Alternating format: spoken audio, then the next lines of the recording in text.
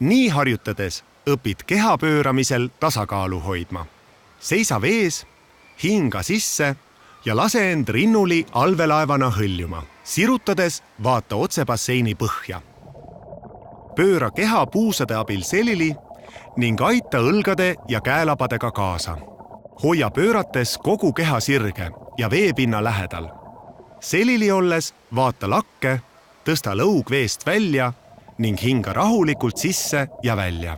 Nüüd hinga tugevalt sisse ja pööra end rinnuli asendisse tagasi. Pea meeles, et kui nägu läheb vette, siis pead hinge kinni hoidma. Kui palju kordi sa suudad end edasi ja tagasi pöörata? Pööra end rinnuli asendist selili üht kätt noole asendis ja teist enda kõrval hoides. Kas suudad end pöörata ka kaht kätt noole asendis hoides? Säilita pööramisel sirutus ja hinga sobivalt.